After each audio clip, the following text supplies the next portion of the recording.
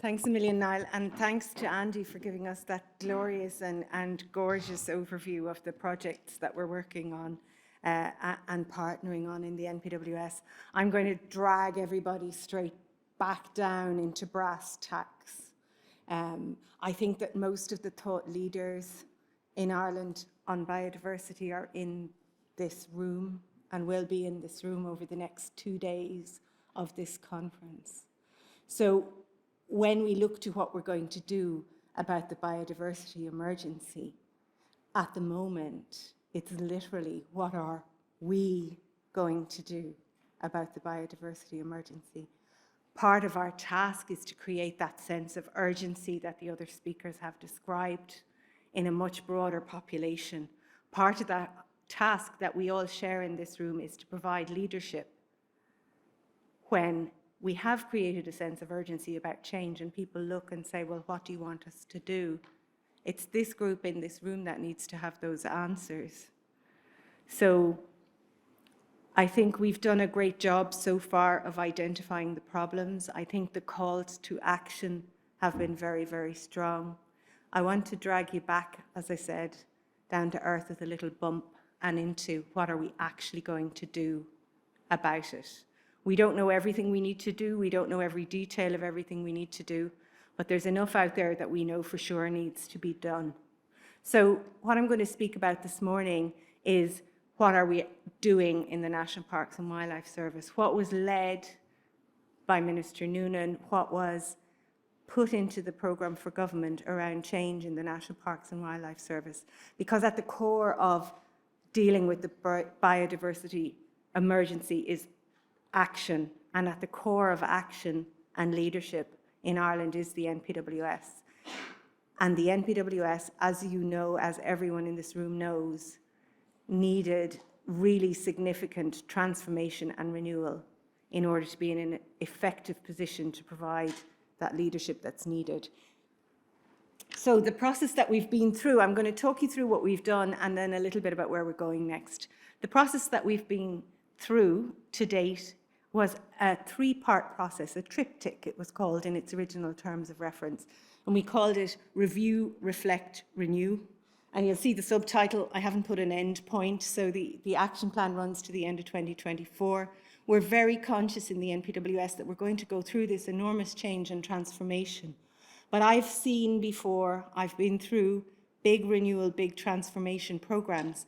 And what happens is you get the guiding light, you get the direction from your expert reviewers, and there was superb work went into the background about deciding what we need to do. But as the organisation grows and changes and transforms, we are going to become better and better and better at figuring out what we need to do ourselves. So we'll have an initial transformation period over the period of the action plan, and I would be astonished if by the end of that we haven't figured out a few more things that we need to change along the way. So this is the action plan, and some of you will have seen it. I know some of you came along to the launch, and it was great to see you there that day. The action plan was approved by government on the 4th of May this year, and it was approved, not only was the publication of the action plan approved, but those of you who are a little bit nerdy like me and read the detail of government decisions, the government approved the implementation in full of the action plan. And the other two other very significant things in the government decision, so there is no backing away from them. The government decision was taken in full knowledge of the resourcing requirement to implement the action plan. So that's a very powerful thing. So when this went to Cabinet, it went with a proper costing behind it, and the 55 million euro that would be needed to implement the action plan was right there in the memo. The other thing that was in the government decision is the approval for the immediate filling of those 60 critical posts in the NPWS, where the authors of the review had identified that the absence of a person in that post was actually creating a risk to the interests of the state. So this is not your average sit on a shelf plan. This has the full weight, cross-party support, full resourcing, and full understanding behind it. So the 3 phases of the review, and I know Professor Stout is here today, and it's great to see her. Dr. Micheál Ó Cinnéide and Professor Stout carried out phase 1, and that was a huge undertaking. They dealt with more than 3,000 submissions to that phase of the review. They looked at the NPWS through the stakeholder lens. What does it look like if you're trying to interact with the NPWS and you're one of the stakeholders? How does it feel to try and interact with us? And didn't pull any punches there, I think, and we've certainly been hugely informed by that report. Also having a look at the scientific side of the NPWS in some detail and how that could be improved. And then from the public point of view, what does the public think, and processing those huge numbers of submissions, as I said, which are indicative of a very high level of public interest in how the NPWS is doing its job. The second phase then was to figure out, given all of the information that had been gathered in the first phase of the review and all of the expert analysis that had been done on that information, the big question for phase 2 of the review was, what do we need to do to the organization? What is the organizational design we need, if you like, to deliver on the requirements that were identified? So phase 2 was carried out by former Secretary General Gerry Carney, and he wrote a very succinct report outlining the shape that the organization needed to take if it was to deliver on all of these requirements that had been identified. And phase 3 then was the action plan with timelines, with goals, with milestones, so that it can be publicly available. Everybody can go on and see what have we said we will do by the end of June 2022 is the first set of deadlines. There's another set in September, another in December, and so on quarter by quarter to the end of 2024. Where the two first phases of the review absolutely concurred is summed up in this sentence: the necessity for far-reaching change of the NPWS is conclusive. Gerry Carney's report put its finger, I suppose, on a really, really key point from an organizational point of view. And what he looked at was, when the NPWS isn't as effective as it might be, what is it about the design of the organization that's making it ineffective? So that's a very particular lens to look at it through. He wasn't just saying what's wrong with it, because I think most people had a fair idea of the things they'd like to see different.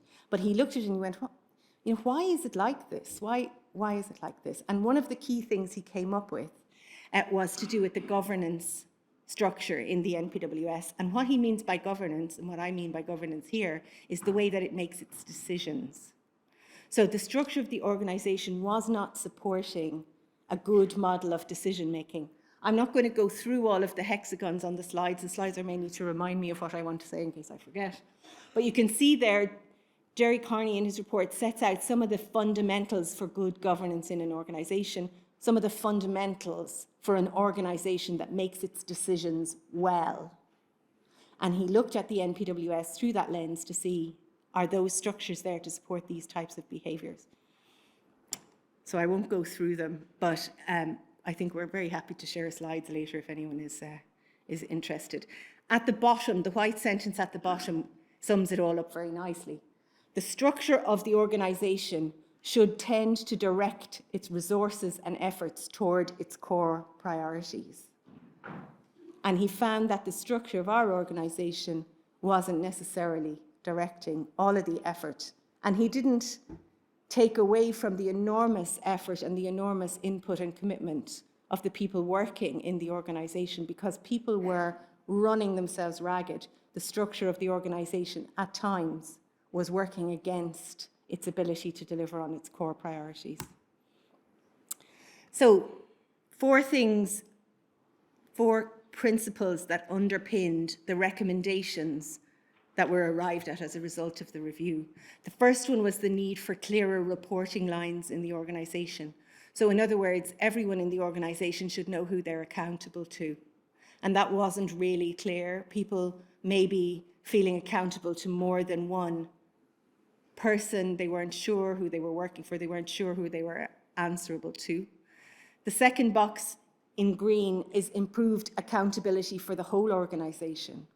So that's around delivering on outcomes, really.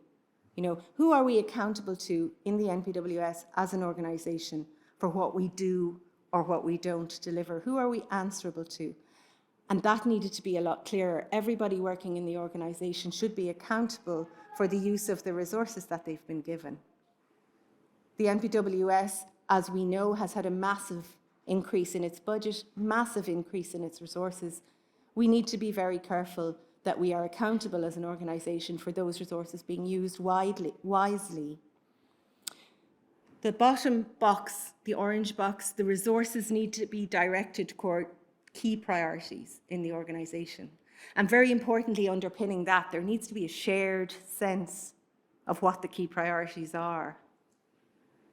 So a shared sense within the NPWS and a shared sense that we're meeting the needs of government and that we're meeting the needs of stakeholders and of society generally.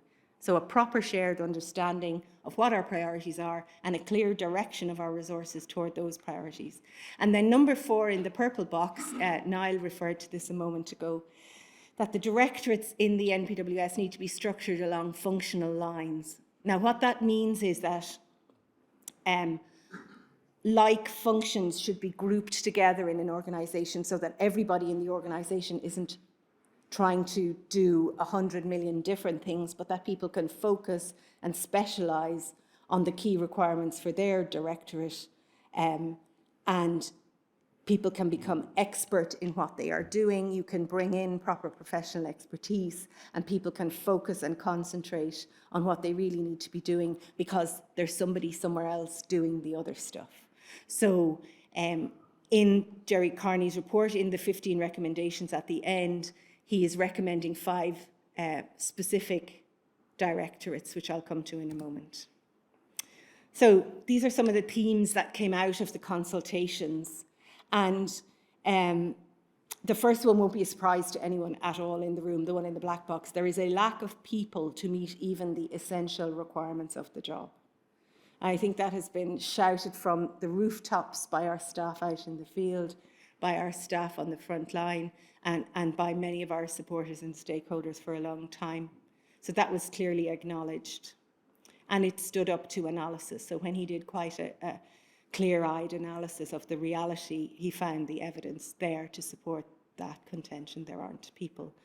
The second box is the one that hit me the hardest as it was going through, because he found, and it's put a little bit politely here, deficient communications, people feeling disconnected and powerless. But there was another word that people were using as we were going around talking to them, and they were our own people. And the word they were using was abandoned. People felt abandoned with this huge responsibility and no support. And yet the people who were supporting them felt that they were exhausted trying to deliver, and that comes back to that structural thing again. There's a really serious structural problem. The third box, the purple one, we need to achieve clarity as to the NPWS's core business, strategy, roles, responsibility, who owns what, who has lead responsibility for what, and who is accountable. The box on the top right, the green one, a need for a senior leadership team. So there were always senior leaders in the National Parks and Wildlife Service, but being part of a bigger government department, they were part of the leadership team of the department.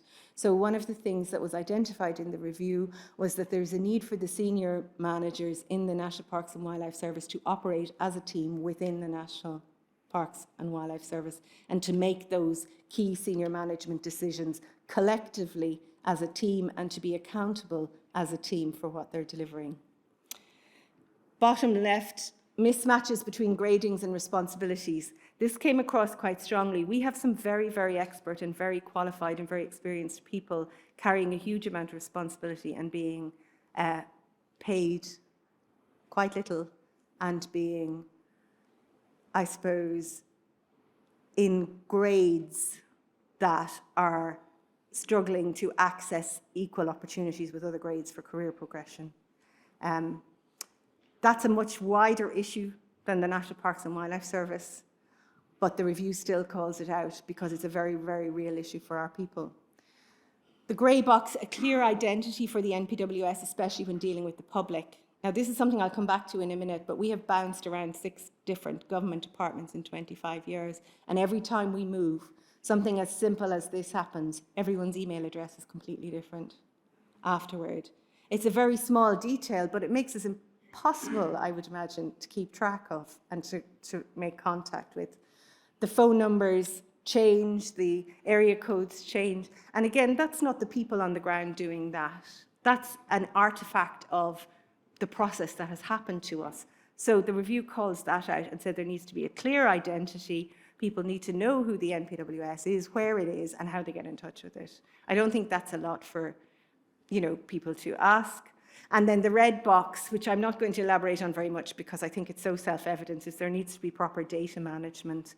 The issue of managing information and the very, very valuable data that should be forming the evidence base for all our decisions is nigh on impossible to get at in some cases. And not only do we need that data as NPWS for making our decisions with a good, strong evidence base, but we would like to be able to share that data much more widely so that the whole sector has access to better data, proper, expertly collected data, proper audited data, safe, reliable, sound data that can be analysed to draw proper conclusions.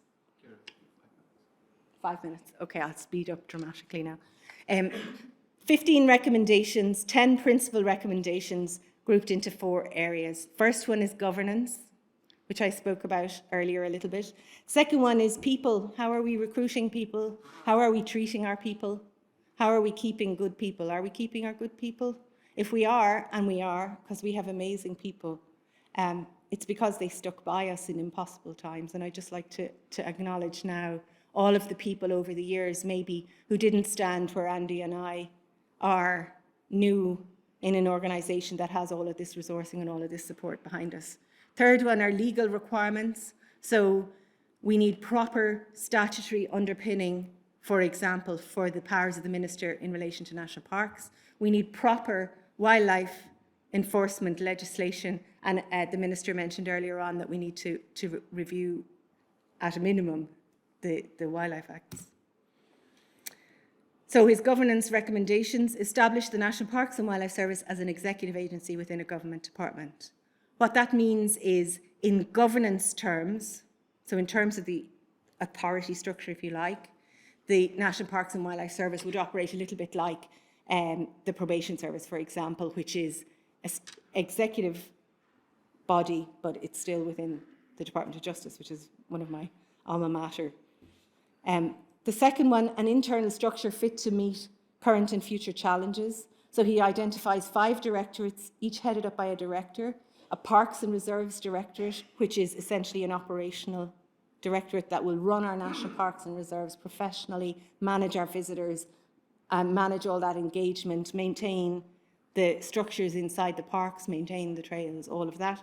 Secondly, Scientific Advice and Research Directorate, headed up by the Chief Scientific Advisor, which is Andy Bleasdale, and that directorate needs to be allowed to concentrate on scientific advice and research.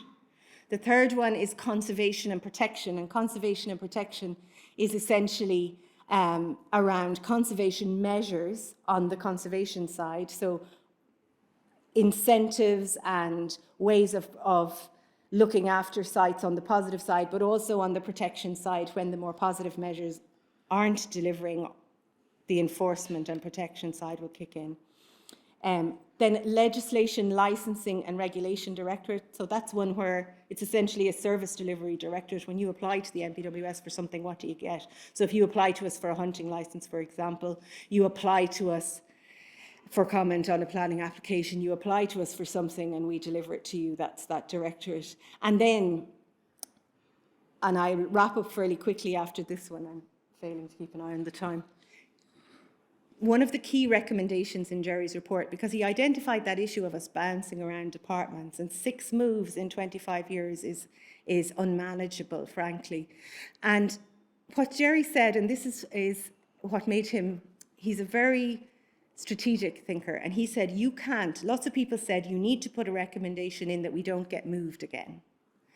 And what Jerry said is that wouldn't be an effective recommendation because we're not necessarily in a position where we can stop that from happening. What you need to do is get ready so that you can survive a move, so that you have a resilient and self-contained organization that can survive a move. And to do that, you need a corporate directorate that carries your corporate memory in terms of HR, that carries your IT knowledge, that carries your finance knowledge, that has a professional head of communications in it that can lead on strategic communications, but that if the NPWS gets picked up and moved again, all those people move with it. So you don't leave all of your corporate brains behind. I shall move along quickly because I've touched on most of these. Communications and ICT, the Minister mentioned there's a 3-year ICT modernisation strategy that has already started rolling with huge support from the ICT function in the Department of Housing and the Chief Information Officer there. So that will help with the data problems too. I've touched on some of these already. The orange box top centre is very important though. Jerry used the phrase a constellation of bodies operating in the arena of biodiversity, climate change, and caring for nature in Ireland. And he pointed out that that constellation of bodies has grown up organically over a very long period of time. And he said his recommendation is that there is a really clear-eyed look at a government level at that constellation of bodies to make sure that everybody knows what their job is, everybody knows what their remit and functions are, and that there aren't gaps in between the bodies that really important things are falling into, and that there aren't overlaps between the bodies where we're all duplicating each other's functions. The purple box at the bottom right is the only one the other one I mentioned, which is the 60 additional staff. This is a quote from the report, and it says, recent developments reflect both the ministerial and administrative prioritisation to address legacy shortfalls in human and financial resources. But putting that in context, it only gets us back to 2008. And the mandate of the NPWS has grown very significantly since. So we have the action plan. It has milestones and timelines. We've already started implementing it. It's on the internet. You can see the action plan. You can see the reports that back it up. You can see the phase 1 report is up there. So this is the web page. There's the action plan. You can click through onto it. This is the report with the 15 recommendations. This is the phase 1 report with all the information on the consultation and the analysis. The other thing that's up is the submissions that went into the consultation, the ones that the NPWS has. So if you go onto the consultations part of that page, and you look for NPWS, public consultation on the strategic review of the National Parks and Wildlife Service, and that's the background documentation. And down here you have the submissions. So you can find them, you can look at them, you can look at the action plan, and we are available to speak to you and engage with you further on this. Apologies for running over time. Many thanks for listening to me this morning.